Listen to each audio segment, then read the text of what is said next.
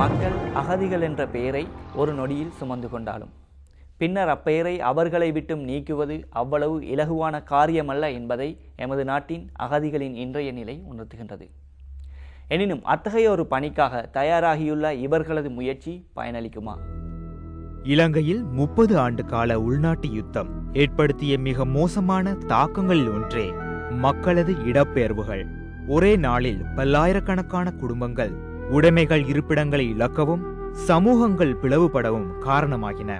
நிலையான வாழ்விடமின்றி, முறையான கல்வியின்றி, போதிய சுகாதாரமின்றி வாழ வேண்டிய நிர்பந்தத்திற்கு புதியதொரு தலைமுறையினர் முகம் கொடுத்தனர். மேலும் இடப்பெயர்வுகள் சமாதானம் சீர்குலையவும் வன்முறைகள் தலை தூக்கவும் வழிகோலின. இவைகள் எதிர்கால சந்ததியினரை ஒட்டுமொத்தமாக அழித்துவிடக்கூடிய அபாயகரமான மாற்றங்களாகும். இந்த அவலத்திற்கு முடிவு காணவும், இதனால் இருளடைந்த இலங்கைக்கு விடிவு காணவும், மேலும் இவற்றிற்கு நிலையான தீர்வு காணும் நோக்கிலும் தேசிய ஆலோசனை அமைப்பு கடந்த செப்டம்பர் 23 கொழும்பு சிலோன் கான்டினென்டல் ஹோட்டலில் அங்குரார்ப்பணம் செய்து வைக்கப்பட்டது. உள்ளூரில் இடம்பெயர்ந்த மக்களின் நல்வாழ்வில் ஆர்வம் காட்டி வரும் அமைச்சர்களும் UNDP மற்றும் UNHCR ஆகிய மனிதாபிமான ஸ்தாபனங்களும் இவ்வமைப்புக்கு அனுசரணை அளிக்கின்றன. உள்நாட்டில் இடம்பெயர்ந்த மக்களின் பிரச்சனைகளுக்கு தீர்வு காண முற்படும் போது சுமந்து கொள்ள வேண்டிய சவால்களே இங்கு சுட்டிக்காட்டப்பட்டது.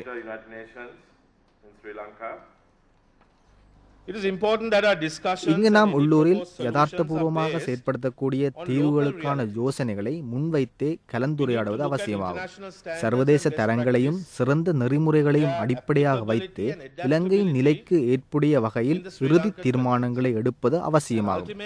இந்த தீர்மானத்தை எடுப்பதற்கு முன்னர் உள்ளூர் மட்டத்தில் மக்களின் தேவைகள், விருப்பங்கள், அபிலாசைகளை நாம் தெரிந்து வைத்திருப்பது அவசியமாகும். இது இலகுவான செயல் அல்ல என்பதை நான் ஏற்றுக்கொள்கிறேன். அதனால்தான் நாம் ஒவ்வொருவரும் தனிப்பட்ட முறையில் இதன் வெற்றிக்கு திடமுடன் பங்களிப்பை வழங்க வேண்டும். இலங்கையில் இடம்பெயர்ந்த மக்களின் சுமார் 3000 தேவைகள் நிவர்த்தி செய்யப்பட வேண்டியுள்ளதாக ஆய்வுகள் தெரிவிக்கின்றன. எனினும் பல்வேறு இன்னல்களுடன் 20 வருடங்களாக நலன்புரி முகாம்களில் வாழ்கின்ற இவர்களது தேவைகள், அபிலாஷைகள் பெரும்பாலும் கவனிப்பாரற்ற நிலையில் இருக்கின்றது.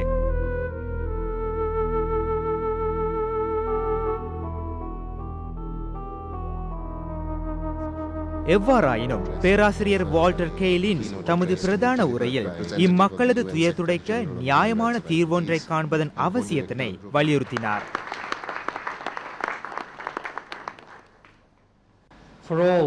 சமீபத்திலும் நீண்ட காலத்துக்கு முன்னரும் இடம்பெயர்ந்த மற்றும் உள்ளூரில் இடம்பெயர்ந்த மக்களுக்கும் நியாயமான தீர்வொன்றை காண்பது அவசியம்.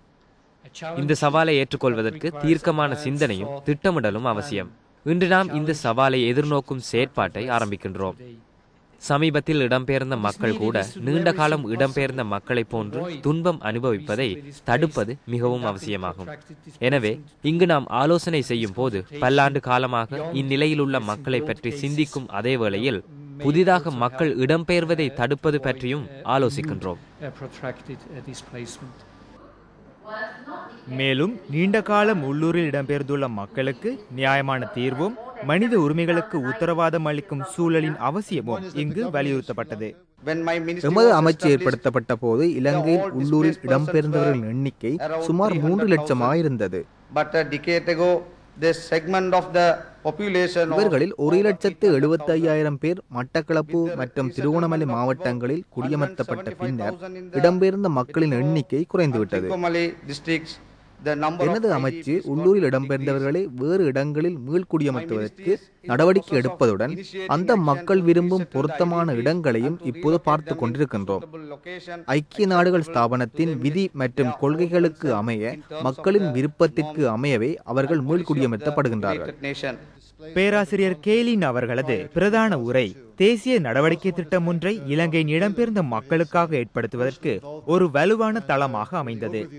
1998 ஆண்டின் உள்ளூர் இடப்பெயர்வு பற்றிய வழிகாட்டும் கொள்கைகளை மேற்கோள் காட்டிய பேராசிரியர் உள்ளூரில் இடம்பெயர்ந்த மக்களுக்கு நியாயமான தீர்வொன்றை ஏற்படுத்துவதற்கு 3 மாற்று தீர்வுகளை முன்வைத்தார். இது தொடர்பாக இடம்பெயர்ந்த மக்களுடன் கலந்துரையாடி அவர்களுக்கு இந்த தீர்வு பற்றிய சரியான தகவல்களை எடுத்துரைத்து அவர்களின் ஆலோசனைகளையும் பரிசீலனைக்கு எடுப்பது அவசியம் என அவர் சுட்டிக்காட்டினார். முதலில் இந்த மக்களை அவர்களின் பூர்வீக வசிப்பிடத்துக்கு அனுப்ப வேண்டும். இலங்கையில் மீள் குடியமர்த்தல் என்று கூறும்போது அவர்கள் முன்னர் வாழ்ந்த இடத்தையே குறிப்பிடுகின்றோம்.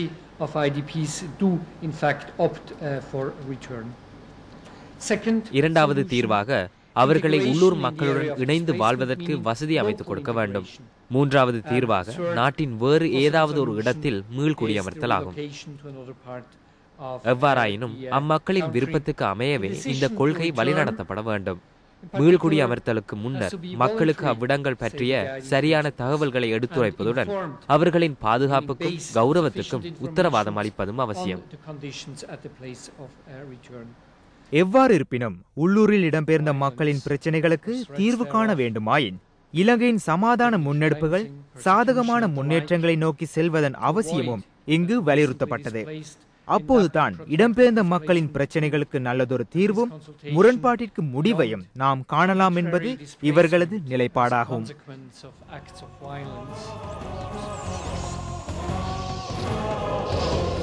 மீன்பிடி தடையும் கிண்ணியா மீனவர்களும்,